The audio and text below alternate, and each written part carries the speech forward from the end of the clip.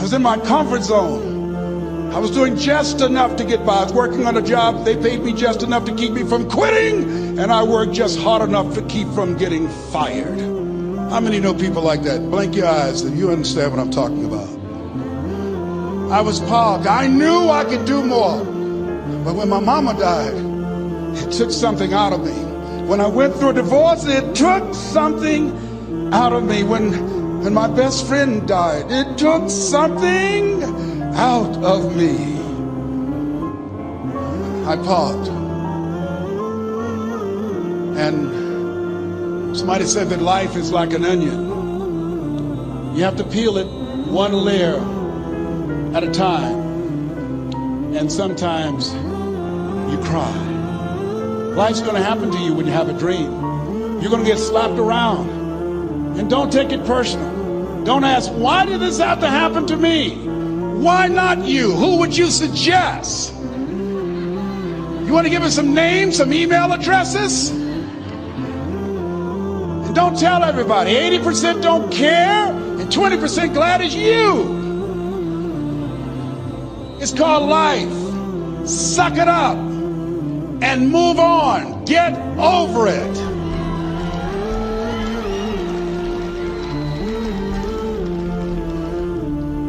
It happens to everybody. Here's the other thing is you look at your goals and look at your dreams. When you're going through some stuff, repeat out to me, please. When things go wrong, don't go with them. Yes, write that down. When things go wrong, don't go with them. When you're working on a business deal, you're counting on some money. Someone said you will get the loan and it falls through. You have an event and the people that you thought would be there and support you, they don't come through. Or someone turns against you or you get ripped off. It's going to happen to you. Happened to me. Someone stole all my products. My database, over 180,000 names and addresses. It's not personal. It's going to happen to everybody. It does.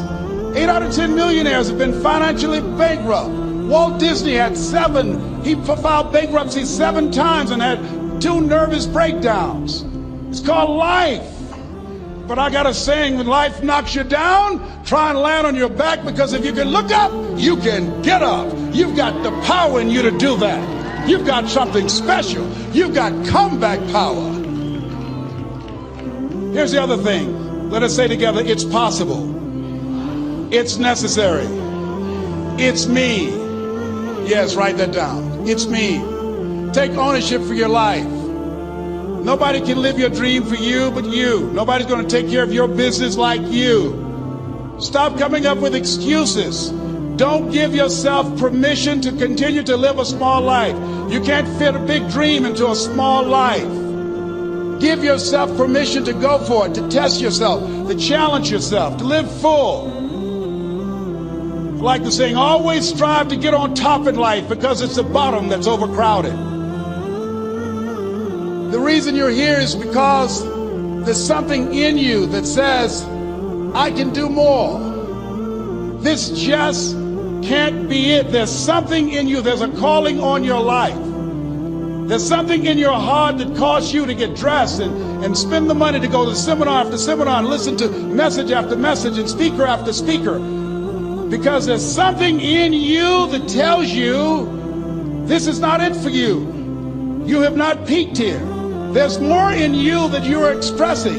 Eye has not seen, ear has not heard, nor has entered the heart of mankind what's in store for you if you challenge yourself, if you persist and persevere, if you take ownership for your life.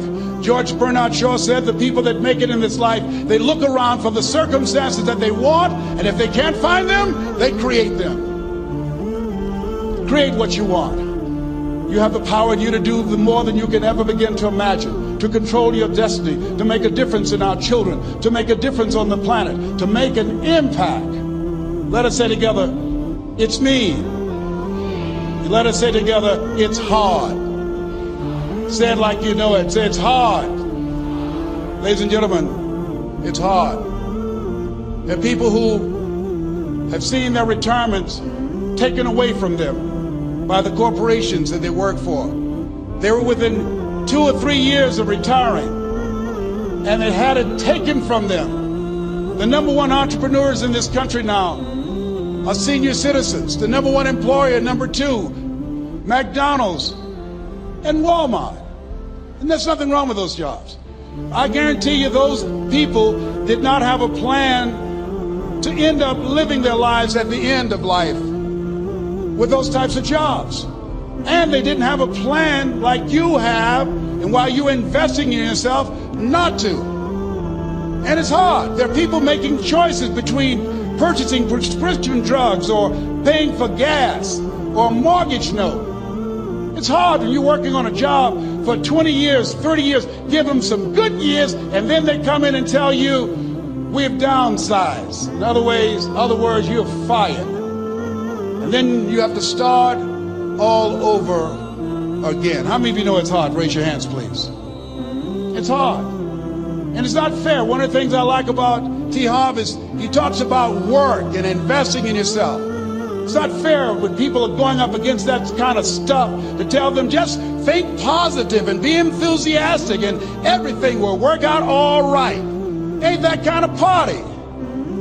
It's hard. Life will put some knots on your head. I bought my first home for my mother. I was rushing, didn't know what I was doing, and I bought a home that had a lien against it. And they called me, Mr. Brown, yes, there's a lien against your property. We need $55,000 if you're going to stay there. Wait a minute, sir. I just bought this home. The guy told me there were no liens against it. I'm not the one that owe you the money.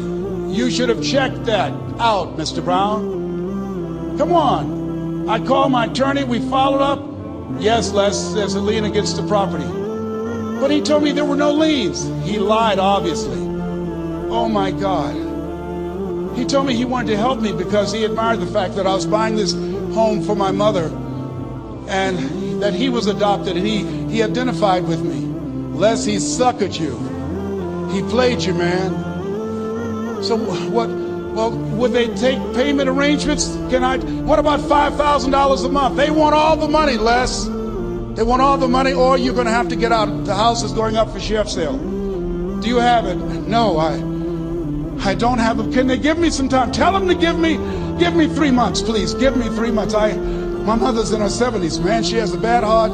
Don't do this to me. This is my dream. Don't do this, man. Please, let me talk to them. Les, I'm talking to their attorney. They don't want to talk to you. I've got to talk to their attorneys. Do you have the money? No. Will they give me 3 months? No. What about 2 months? No, Les. They want the money in 7 days. Oh my God. Let me call you back, I'm not sure. And I walked the floors thinking, God, how could this happen to me? I gotta figure this out, I gotta figure this out. It seemed like the days were just ticking off. Thursday I had to call them and let them know. They called me, Les, do you have the money? No, I don't. Friday you have to leave. The sheriff will be there. You're gonna have to leave, Les.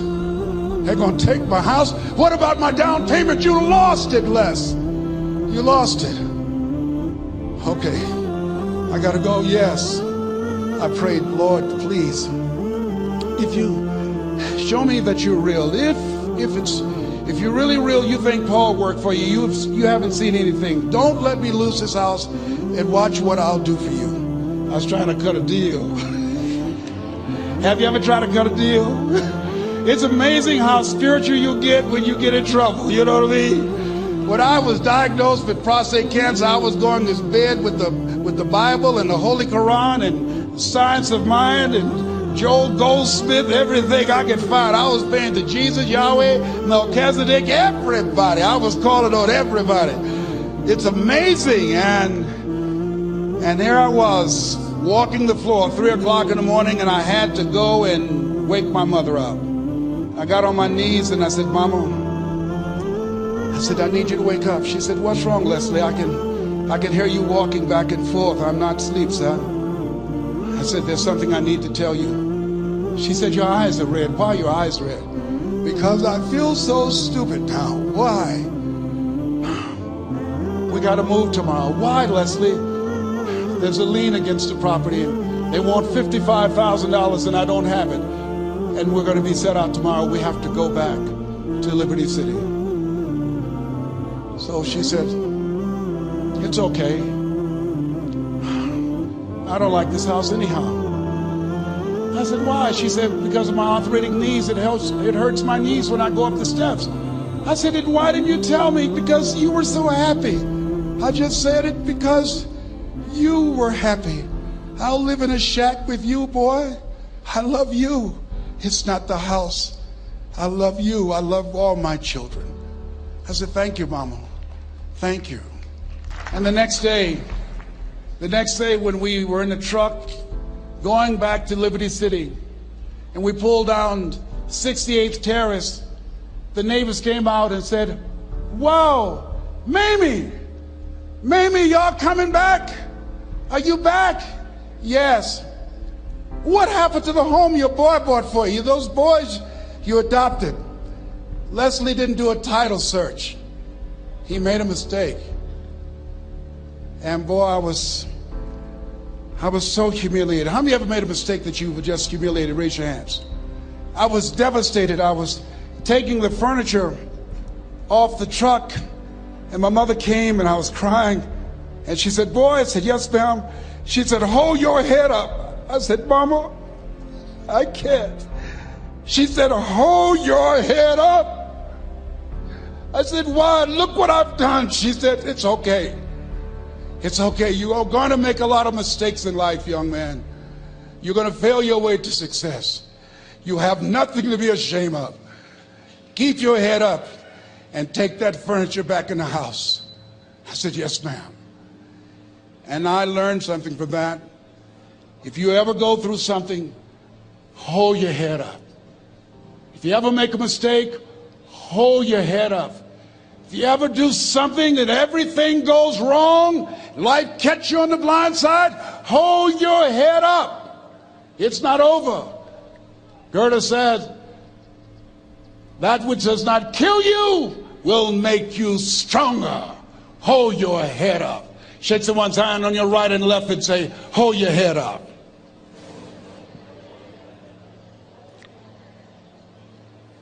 Here's something else, ladies and gentlemen. Repeat after me, please. You got to be hungry. Everybody together, you got to be hungry.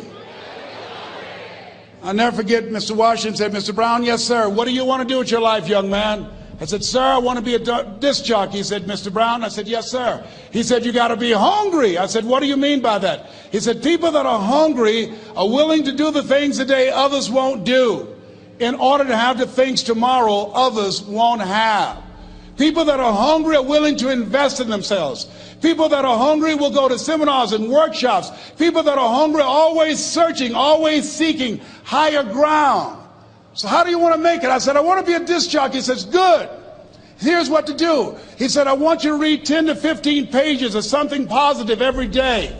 He said, you don't get in life what you want, you get in life what you are. You must program yourself to success. He said, I want you to listen to Earl Nightingale and Zig Ziglar. Listen, faith comes by hearing and hearing and hearing. He said, I want you to change your relationships. And I don't want you to ever lose your hunger. I said, what do you mean by that? He said, people that are hungry are unstoppable. People that are hungry are no matter what people. They make it happen no matter what. He said, I want you to listen to Paul Harvey. Who is he? He's the world's greatest communicator. Success leaves clues, young man. Always listen and follow people who are doing what it is you want to do at the level you want to do it and learn from them. I told T. Hobb when we were standing by the stage, I said, hey man, I want to work more with you. I want you to coach me. I want to learn from you. See, I found you're never too old to learn and you're never too young to teach. Always have a thirst for learning.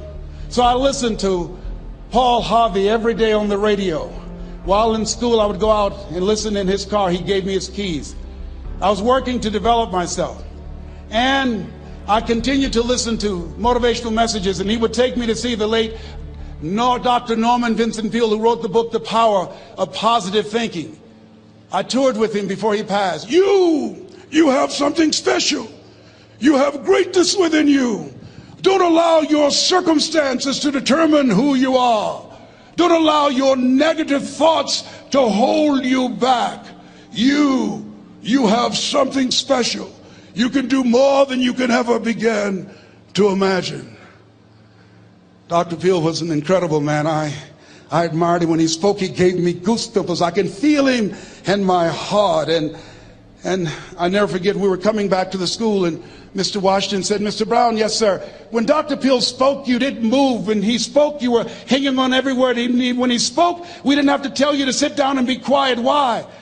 I said, sir, I could feel him when he talked. I felt like he was talking to me, sir. He said, he was. I said, but he doesn't know me, but he was speaking to you. Did you feel him in your heart? I said, yes, sir. He said, most people feel him in their head. If you felt him in your heart, he said, listen to him, son. Follow him, learn from him. And I would go to seminars and workshops. Anywhere I would find where Dr. Peel was, I would be in the audience. I would drive 200 and 300 miles just to hear him speak. And my dream and vision was to share the stage with him. I thought about it. What is your goal? What is your vision? I want you to hold it in mind. There's some power in that. Because when I became involved in speaking, I never forget, I got a call from Og Mandino, who wrote the book, The Greatest Salesman in the World. He said, Les, I'm stuck in Philadelphia. I need to be in Kankakee. Dr. Norman Vincent Peale is appearing. I can't make it. I heard you're in Chicago. I said, yes, I am. Can you go and open for me? I said, yes, man. Oh, my God. Dr. Peale, I said, yes, I'd love to do it. And I went there and I came. I said, hi, I'm Les Brown. He said, you're not the band of renown? I said, no, I'm Mrs. Mamie Brown's baby boy. I'm here to speak. He said, come backstage. And his wife, Martha, was there. And she said, Papa, Les Brown is here, the speaker. And he said, Les Brown, shoot for the moon. Because even if you miss, you'll land among the stars. I said, sir, that's my quote. I wrote you when I was in the 11th grade. I was a part of a special education class project. That's my quote. He said, I know. I end all my speeches with that quote. And Dr. Peel had a great sense of humor. A young man was backstage and I had so many questions to ask him and my mind froze up, and the young guy said, Dr. Peel, how old are you? And he was up in age. He said, Sonny, I'm 92. The young man looked at him and said, I don't know if I want to live to get 92. He said, that's because you've never been 91. So I did the things that Mr. Washington suggested. I listened to motivational tapes on a regular basis. I would go to seminars and workshops whenever Zig Ziglar and Dr. Dennis Wagley and Jim Rohn would come to town. And I said, sir, what do you want me to do now? He said, Mr. Brown, I've given you everything that I can give you. He said, develop your mind, put your money where your mouth is, continue to learn how to be an effective communicator, because once you open your mouth, you tell the world who you are. And always surround yourself with OQP, only quality people. So I went to apply for a job on Miami Beach. WMBM radio station. Milton Butterball Smith was the program director. Hello, Mr. Butterball. How are you, sir? My name is Les Brown, sir. I'd like to be a disc jockey. He said, young man, you have any journalism in your background? I said, oh, no, sir, I don't. You have any experience in broadcasting? I said, no, sir, but I practice all the time, sir. Let me audition for you, sir. Let me show you how good I am. All I need is a shot, sir. He says, no, we don't have any job for you. How many ever been rejected? Raise your hands, please. I was devastated. I went back and I told Mr. Washington, I said, Mr. Washington, they said no. He said, don't take it personally. Most people are so negative, they have to say no 7 times before they say yes. He said, you got to be hungry. Know your vitamin. Go back again. I said, yes, sir. Hello, Mr. Butterball. How are you, sir? My name is Les Brown, sir. I like to be a disc jockey. Young man, weren't you here yesterday? Yes, sir, I was. Didn't I tell you no yesterday? Yes, sir, you did. Then why are you back today? Well, sir, I didn't know whether or not somebody was laid off or somebody was fired, sir. Nobody was laid off or fired. Now, get on out of here.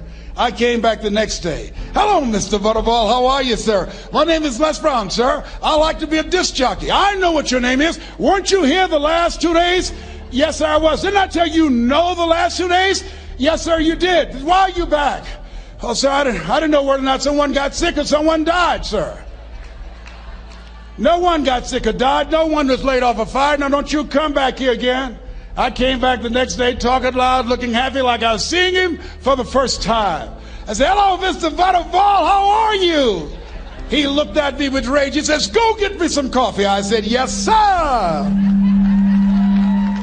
My favorite book says, the greatest among you will be your servant. How many of you are serious about your goals and dreams? Raise your hands. Very good. Write this down. Provide more service than you get paid for. Provide more service than you get paid for. I go to a lot of seminars and workshops.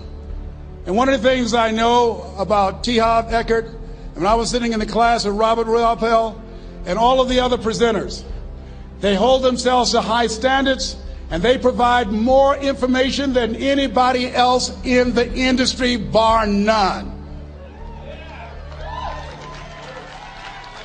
They hold nothing back because their commitment is for your success. And when you hold yourself to high standards, write this down, impact drives income. That's why you're here. Because the training, the seminars, been making a difference in your life. If they did not have impact, 200 or 300 people would be here, if that amount. Impact drives income. So I became the errand boy for the disc jockeys. I would go get their lunch and their dinner, and I would bring it to them in the control room, and I'd watch them working the control boards, knowing my time will come. Write this down. I expect to reach my goal. Yes, you want to operate with a spirit of expectation. I expect to reach my goal. So I started preparing for the next position. Never forget one quote that I heard. As you look at your life, you look at your goals and dreams.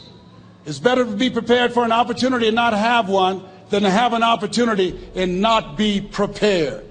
If you expect to reach your goal, prepare yourself now. And so then pretty soon, the guys at the station, they begin to take a liking to me. Write this down. Build relationships. As you're aware, people deal with people that they know, like, and trust. And so they would say, Leslie, yes, sir. Come here, yes. Come outside. Who did this? Oh, your car? Yes. Who cleaned my car? I did, sir. I would wax their cars on the weekend, inside and out. How much do you charge? Oh, nothing, sir. I just wanted to help out. I was providing more service than I got paid for. I was building relationships. They said, whoa, look here. Donna Ross and the Supremes are coming to town. The Four Tops and the Temptations. Here are my car keys. Pick them up for me. Take them to the Fontainebleau Hotel on Miami Beach. I said, yes, sir. I would drive them all over Miami Beach in their big, long Cadillacs. I didn't have any driver's license, but I was driving like I had some. Then one day, it was a Saturday afternoon. A disc jockey by the name of Rockin' Roger was drinking while he was on the air. It was a Saturday afternoon, and I was the only one there. Rockin' Roger got so drunk, he could not complete the show. He started slurring his words. He's about to fall off the chair. And there I was, looking at him through the control room window, walking back and forth, young, ready, and hungry. I was saying, drink, Rock, drink. Drink, Rock. I'd have gone and get him some more if he'd asked me to. Then pretty soon the phone rang. It was the general manager, and I answered the phone. I said, hello? He said, young boy, this is Mr. Klein. I said, I know. He said, Rock can't finish his program. I said, I know. He said, would you call one of the other DJs in? I said, yes, sir. I said to myself, he must think I'm crazy.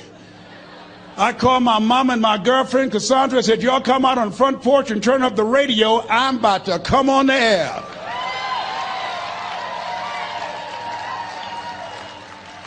I waited for about 20 minutes, and I called him back. I said, Mr. Klein, I can't find nobody. He said, young boy, you know how to work the controls? I said, yes, sir. He said, go in there and segue the records, but don't say nothing here. I said, yes, sir. I couldn't wait to get old Rock out of the way.